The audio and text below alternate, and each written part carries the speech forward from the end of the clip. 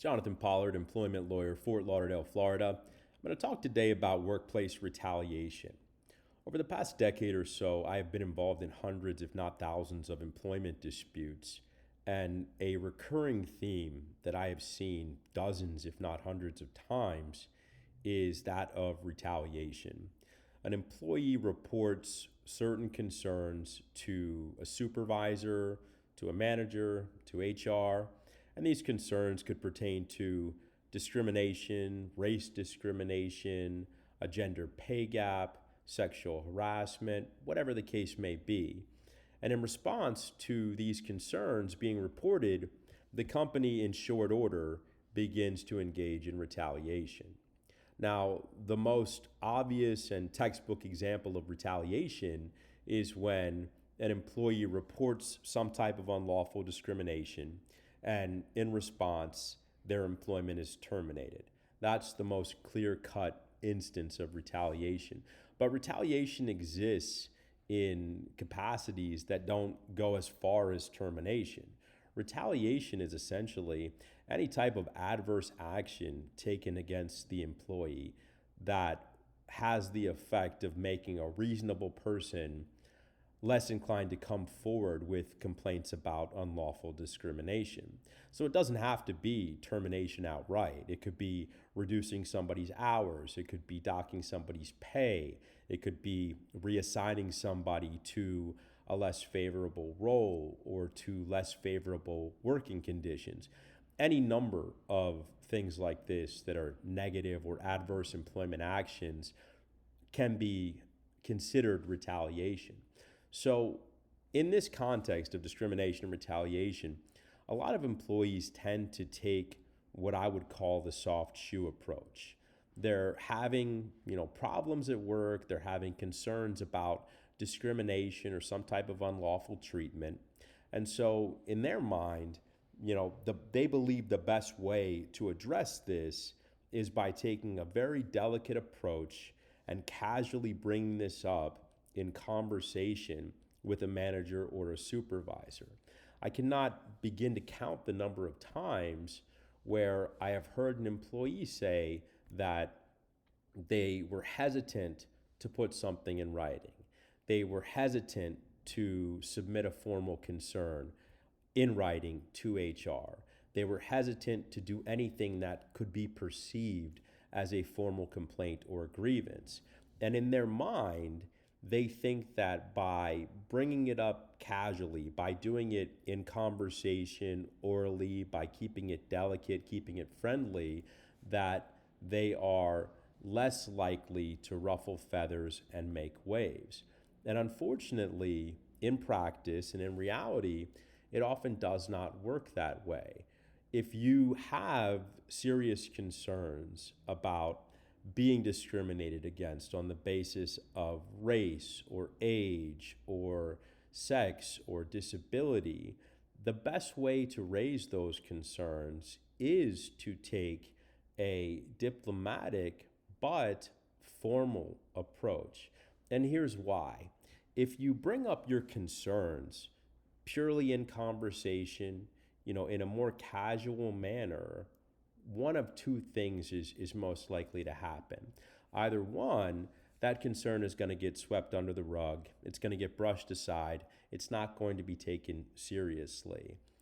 Number two, if it is taken seriously and the complaint was only expressed orally in a conversation and not truly documented in writing, if it's conveyed that way, it's going to be buried. And subsequently, when the company does retaliate against you, when they do terminate you, when they reduce your hours, when they don't give you that bonus, when they reassign you to something less favorable, they are going to deny that you ever raised these sorts of concerns. So the important takeaway here is that if you have these sorts of concerns, if these things are happening in your workplace, you need to take a somewhat formal approach. And that means you need to put your concerns in writing. And I will tell you that having been involved in these cases, one of the defenses that companies raise time and time again is either that A, the concern was never expressed, right? Oh, Joe never said that he was being discriminated against, or, Emily never said that she was being paid less than her male counterparts and she thought that that was unlawful. They're going to deny that you ever made those complaints or that you ever expressed those concerns in the first place. And then, as kind of a 1B, they're going to say that whatever you expressed, you did not express clearly enough to put them on notice that it was a concern about some sort of unlawful discrimination. Believe it or not, that's actually a defense, that the employee raised a concern, but the concern was not explicit enough in identifying the alleged discrimination. And so therefore, by not being explicit and direct in saying, I think this is unlawful discrimination, that the company has not engaged in retaliation because they weren't on notice that they were being accused of anything unlawful.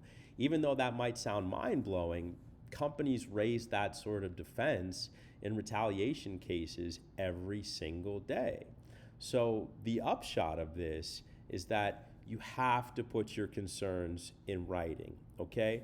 And I am not one of those employment lawyers who thinks that every employee is a wonderful, brilliant unicorn who should be paid $300,000 a year and work from home forever and have unlimited vacation and be promoted every 3 months because they're magical. Like, no, there are a lot of employees out there who just frankly aren't very good at their jobs or create a bunch of problems and are dramatic. And yes, there's all of that. But by the same token, there are thousands and, probably more than thousands of instances of actual, real, tangible, egregious workplace discrimination that happen throughout the country every day. And so if you're facing such a situation, you have to take your situation seriously. If you're being discriminated against on the basis of age or race or gender or religion or what have you, it's a serious situation. You have to treat it as such.